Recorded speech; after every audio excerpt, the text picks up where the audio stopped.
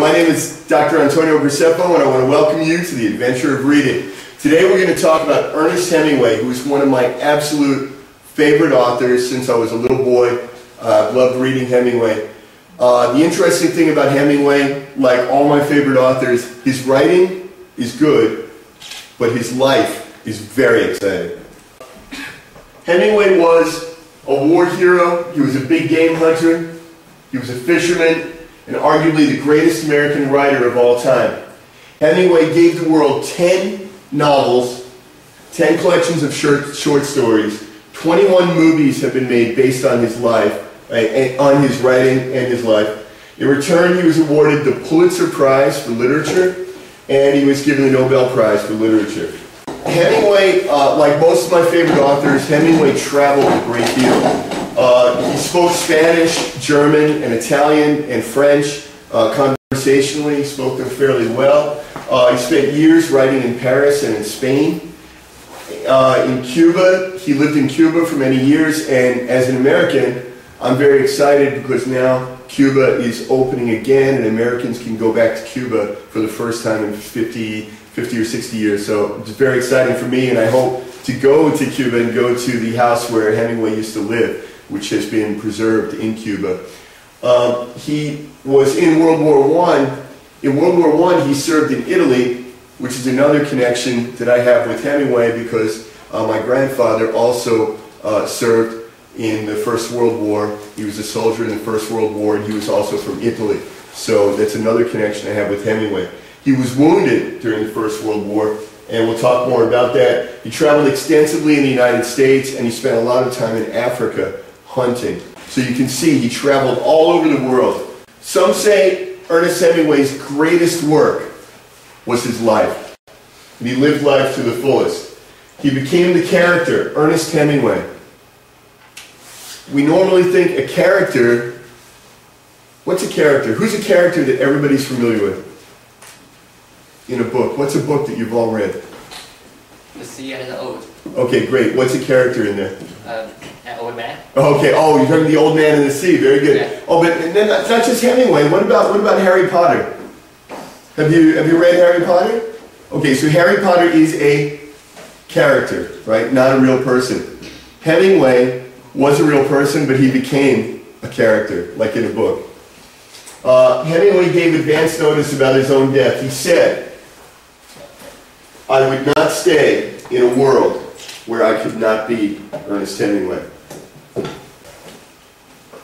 In 1961, after suffering alcoholism, mental illness, and depression, Hemingway committed suicide. He killed.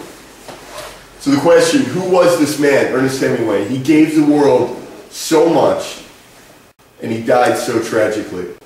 Ernest Hemingway was born in 1899 in Oak Park, Illinois. In high school, they had a high school newspaper, and he worked on the newspaper. But when he graduated, he didn't go to university. And a lot of my favorite authors, actually, particularly from that time period, did not go to university. He went to work on a real newspaper. And he has always said that working at a newspaper helped him become a better writer because he had to write very short stories and use very expressive words with as few words as possible. Being a newspaper writer means writing a story, maybe 250 to 500 words every single day. Now, some of you were my students before. Every semester, you have to write 1 time or 2 times 250 words. So can you imagine 250 to 500 words every single day? And often the editors force the journalists to shorten their stories. The newspaper only has so much room, and they might say to you, "Oh, this story is wonderful, but you have to take out 50 words without changing the meaning." So we have to know a lot of synonyms. On the Kansas City Star, you were forced to learn, the newspaper he wrote for was called the Kansas City Star. And he said you were forced to learn to write a simple, declarative sentence. This is useful to anyone. Newspaper work will not harm a young writer and could help him if he gets out of it in time. So Hemingway felt that writing for the newspaper helped improve his writing, but he also felt if you want to be a writer, a creative writer, you have to stop writing newspaper at some point, because you have to stop writing sort of reporting on real events, and you have to be able to create or use your imagination. In 1918, during World War I, Hemingway served as an ambulance driver in Italy. He was wounded while saving some Italian soldiers and was given a medal for bravery by the Italian government. And you can see young Ernest Hemingway, he's about 18 or 19 years old here, about the same age as some of you, or even younger. And he was wounded, it's him driving the ambulance. And this is one of my absolute favorite pictures of Hemingway right here. He just looks so cool. While recovering in the Italian hospital, he fell in love with an American nurse named Agnes von Kurowski. And this story became the basis for his most famous, let's say his first very famous book. This is not his first book, but it was his first great book, and it's called A Farewell to Arms. And he basically takes his real life experience and then changes them into fiction, and he writes this wonderful book. Hemingway's books are very easy to read, so I hope you will be willing to read them, because they're really good for students to read. They're very easy. The style is very easy. It's not like Shakespeare. That other American author, Shakespeare. Agnes Kurowski broke Ernest's heart. She was much older than he was. He was 19. I think she was in her late 20s. And so they were, I guess, boyfriend, girlfriend when they were in Italy, and then he wanted to marry her and she didn't want to marry him. And so they went on the Titanic. No. It's Jack and Rose. Okay, so she broke his heart. And he came back to Oak Park, Illinois, and he lived at his parents' house. And he was only 19 years old, probably, 19 or 20. He'd already been in a war. He had been wounded. He had seen people getting killed. He had had his heart broken with his first real love of his life. He was so depressed. He couldn't do anything. He couldn't work. He could barely eat. And so his mother and his father were so frustrated, they just kicked him out of the house. But he wound up getting a job at another newspaper called the Toronto Star. Being a journalist trained Ernest Hemingway to write short, tight fiction, as well as a result, he's considered one of the greatest short story writers. A lot of literary experts will say that the Americans even invented the short story, and Hemingway is one of our favorite, one of our best short story writers. Working as a journalist in Chicago, Ernest Hemingway met Hadley Richardson. Ernest had a history of meeting women, falling in love, and getting married. And he was married many times during his life, but he married Hadley Richardson. And they moved to Paris. Where is Paris? France. Okay. Today, do you think Paris is cheap or expensive? Expensive. Today, Paris is very expensive. At that time, Paris was very cheap. And America was one of the richest countries. So Americans would go live in Paris, and they want to be a writer, painter, artist. They don't make any money. And their parents would send them $60 or $100 a month, and they could live in Paris. And they had this great, exciting life in Paris, and drinking coffee and dancing and all these different things. And Hemingway said, if you're lucky enough to have lived in Paris as a young man, then wherever you go for the rest of your life, it stays with you. For Paris is a movable feast. And he actually wrote a book about Paris called A Movable Feast. He felt that when you had this experience, it was in your heart, and you would take it with you everywhere you go. Just like living in Shanghai. Does anybody know who this person is? You recognize this man? Picasso, right. Wait, and is he a writer? No. Painter, right? So he's a very famous painter. Do you know what country he's from? Spain. Spain, okay. So he and all these American writers were living in Paris, and we call those people expat. Expatriate. It means you live outside your country. He was living outside of Spain because Spain was having political problems. and then Spain had a war, a civil war. And there were two sides in the Civil War. Oh, we'll get to that in a minute. This is one of his famous styles of painting. This is called Cubism. You can see here very bright colors, but it doesn't look like me. Too many noses. Okay, apart from Hemingway, Gertrude Stein, the most famous expats, F. Scott Fitzgerald, Ezra Pound, Pablo Picasso, James Joyce, Ford Madox Ford, and John Dos Passos were all living in Paris. If any of you are a member of the SILC reading club, the book club, you're going to be reading a book by F. Scott Fitzgerald. And F. Scott Fitzgerald, The Great Gatsby. And F. Scott Fitzgerald was Hemingway's best friend in Paris. While living in Paris, Hemingway, the other people were all trying to be writers and painters and dancers. Hemingway was doing that, but he was still working as a correspondent, so he was able to earn some money. While living in Paris, Hemingway was working as a war correspondent.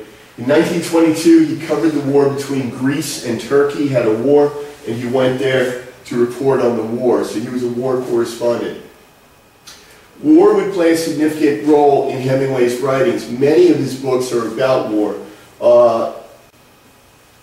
This book's actually just called Hemingway on War, Men at War, and he really liked to put on a uniform and a helmet. The expatriate authors who lived in Paris were also called the Lost Generation. And they were called that because when the World War I ended, when they came back from the war, they felt like they didn't belong anymore. They couldn't live in America. They didn't know how to cope with the new life, the new style in the country. So they remained in Europe, and they were just lost. And they were often called the Lost Generation. Lost Generation's authors, they all knew each other, and they wrote about each other. Two of Hemingway's books, The Sun Also Rises and A Movable Feast, are about many of the other authors. Particularly, The Sun Also Rises, F. Scott Fitzgerald is a character in The Sun Also Rises. Who knows what happened in the world? 1929, October. Right, Great Depression. Do you remember 2008? 2008, what happened? Global financial crisis. But before, there was a global financial crisis in 1929. And so the stock market crashed.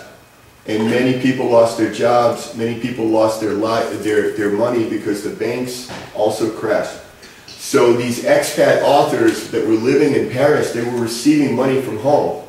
And suddenly their parents couldn't send them money anymore, so they all went back to America, and that was the end of the expat.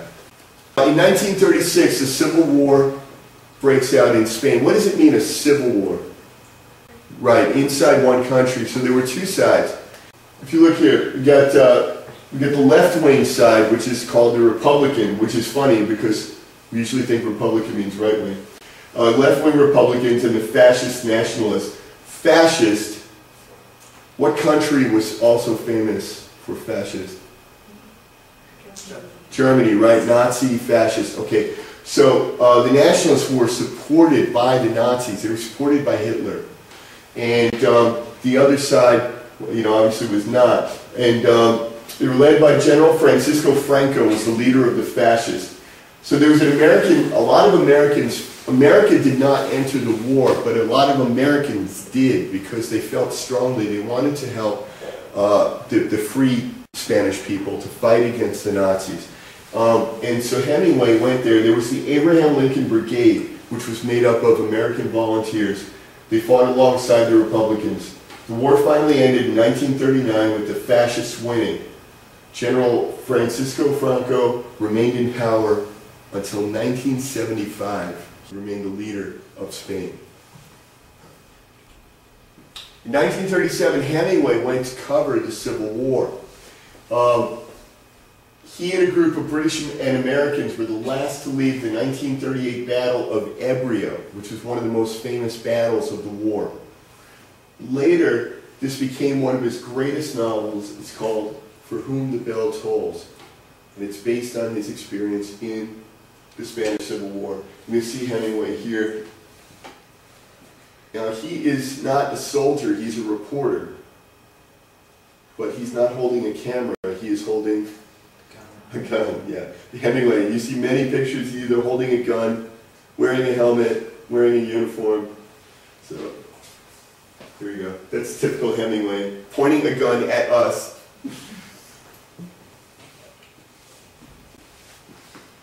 So, in 1937, Pablo Picasso, remember he was the painter, right? He's a painter from Spain. So he completed one of his most famous works, which is called Guernica. And Guernica is this city here, which it was just a peaceful Spanish town, which was completely destroyed by the German Air Force, the Nazi Air Force. And he painted this painting, Guernica. And you can see it's a very special style of art, right? It doesn't look like a photograph. But somehow when we look at this, we can see that there are people dying and people suffering. This painting, until today, is a symbol for anti-war. What does anti-war mean? Against the war, right? So this is a symbol of anti-war. And this is, of course, who is this? Picasso. So Hemingway spent much of his time in war, and he wrote a lot about war. But the interesting thing was that he hated war. And he really felt that being a soldier was heroic, but he hated it. He said, whoever wins the war will never stop fighting. The writer cannot remain indifferent to such a murderous and dirty crime as war. And this one, never think that war, no matter how necessary or how justified, is not a crime. Hemingway was one of the most celebrated American authors when World War II broke out. And in America, people were worried that the Germans would come in submarines. Change rating. So what is it? Change rating. What is it? Right, these boats can go under the sea, and Americans were worried that they would come to America and attack the people. Especially in my home, Long Island, they were very concerned, and also around Cuba. And so Hemingway, because he was so famous, he got the government to agree to make his boat an anti-submarine boat. And they gave him petrol and guns and hand grenades, and he and his friends would go in the boat at night, drink alcohol, and throw hand grenades, and basically just have fun and pretend to be fighting the submarines. So he never actually saw any submarines. He never actually fought any Germans. So you see here, he's got a gun and alcohol and a girlfriend. Of course, always pictures of Hemingway. He has what? A gun and alcohol. There you go. That's Hemingway. In 1944, though, he finally did go to World War II. He went to World War II as a correspondent. Again, he's a reporter, but when you look at the picture, he looks like a soldier, right? Okay, so he really liked it. You see here, he's helping the soldiers find their way. And here he's in the middle of the fighting. In spring 1944, Hemingway went to Europe as a war correspondent. He witnessed the Normandy landing, which is one of the biggest battles of the war. He led a band of irregular soldiers into the liberation of Paris. So basically the Germans had captured Paris, and they had held it for 5 years. And at that point, Hemingway and his men went into Paris, and they went to the best hotel, and they ordered all the food and all the alcohol, and they had a big party. Later, when he told the story again, he said, oh, we went to Paris, we were fighting the Germans. But actually, he was just having fun. He was being Hemingway.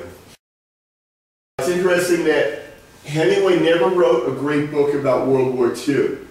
He wrote a great book about the First World War, which is called Farewell to Arms. He wrote a great book about the Spanish-American War, which is For Whom the Bell Tolls. And in 1946, he tried to write a book about World War II, and it's called Across the River Into the Trees, and it's not very good. And that seems to be the turning point where Hemingway starts to go down as an author. He starts to decline. After the war, Hemingway began to fall apart. His body was completely destroyed. And he's not very young. He's not very old. 1945, he's only 46 years old. He's younger than me, and already his body's starting to break down. He had a car accident in 1945. He injured his knee and his head. His friends, all the expats from Paris, they began to die one by one. William Butler Yeats, Ford Madox Ford, both died in 1939. F. Scott Fitzgerald, the author of The Great Gatsby, died in 1940. Sherwood Anderson, James Joyce died in 1941. Gertrude Stein, 1946. Max Perkins, Hemingway's editor and friend, died in 1947. Hemingway began to have headaches all the time.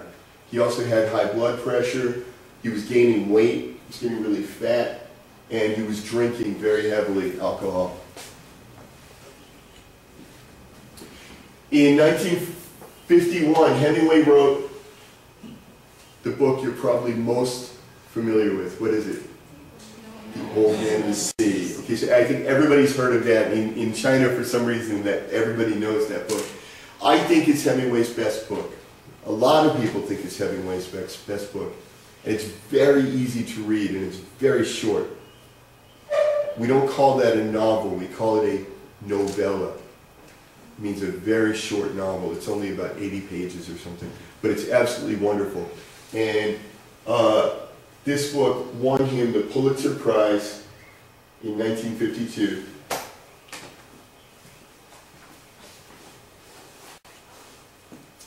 So in 1954, Hemingway gets a commission to go to Africa to hunt and to write stories and take pictures. And they paid him a lot of money. They paid him something like $50,000 to go to Africa. And at that time, $50,000 would be like 10 years' salary for most Americans. And they paid him that to go to Africa and just hunt and shoot and take pictures and write. But while hunting in Africa, Hemingway barely survived a plane crash. So he's in this plane crashed, and he was injured. So the next day, another plane was going to take him to the hospital, and that plane exploded. So in like 2 or 3 days' time, he had 2 plane accidents. Then he went back to the jungle for hunting, and there was a big fire, and he got terribly burned in the fire. When he got to the hospital, he was laying in the hospital, and he opened the newspaper, and the newspaper said, Ernest Hemingway is dead.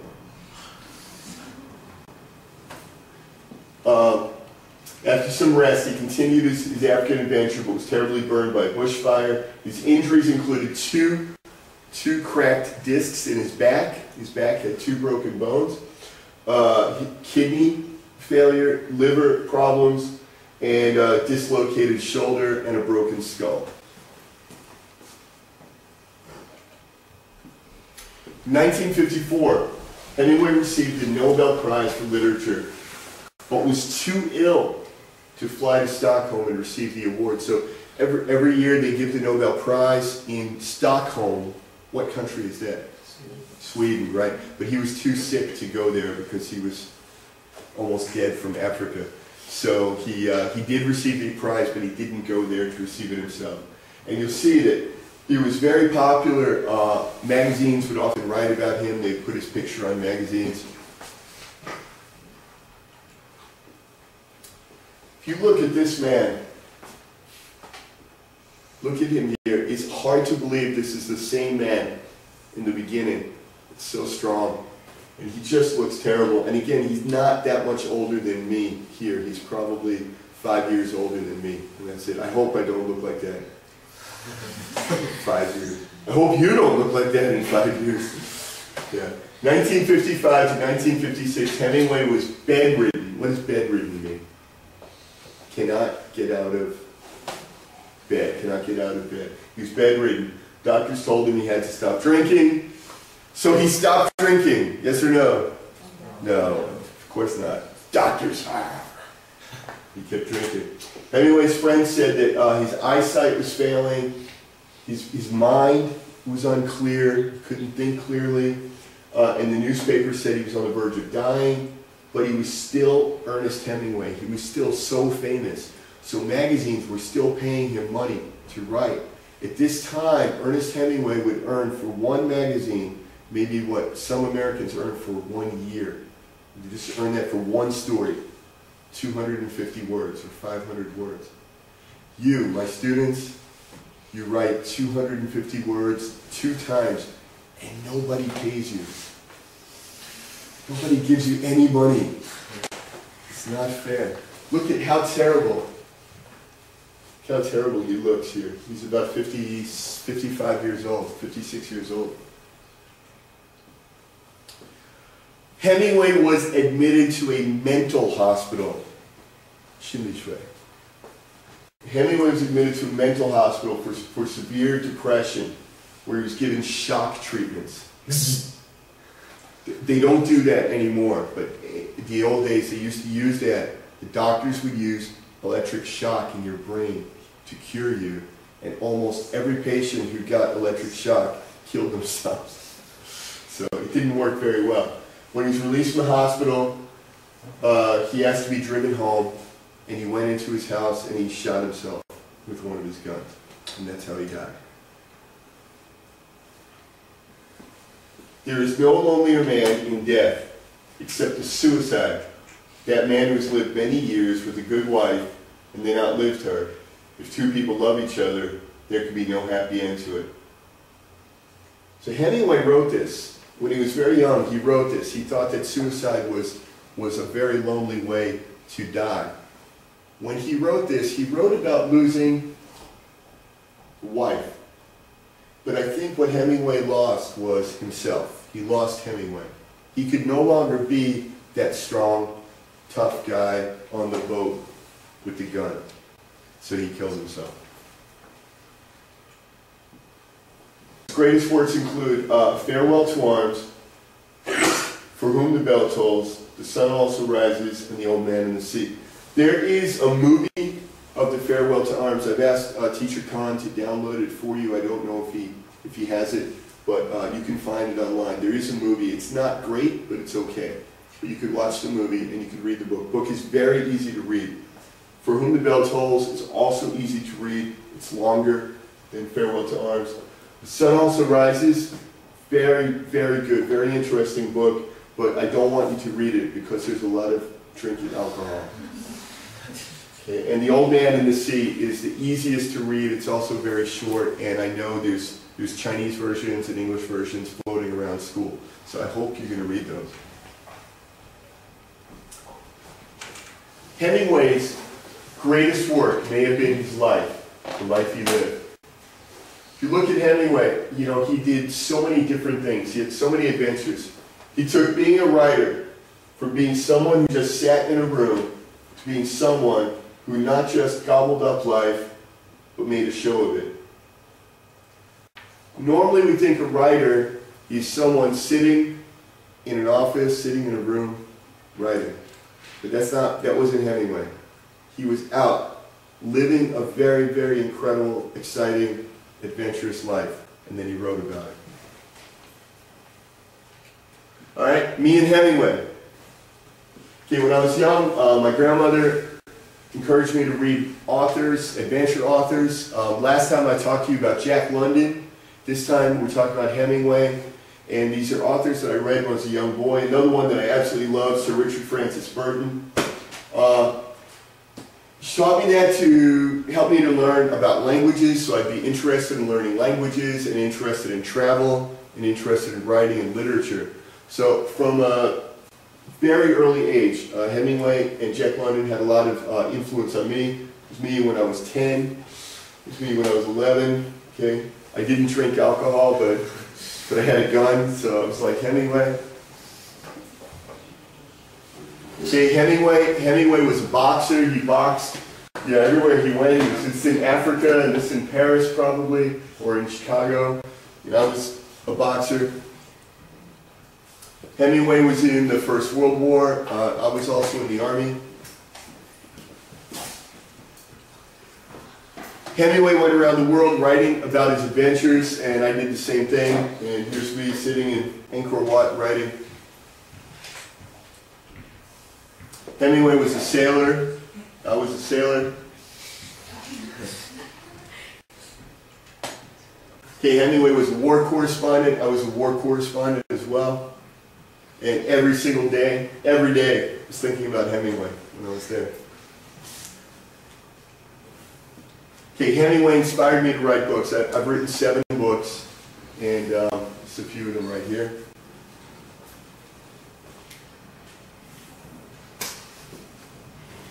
I hope you all read some Hemingway titles in our Independent Learning Center, but most of all, I hope Hemingway can inspire you to find your passion and follow it.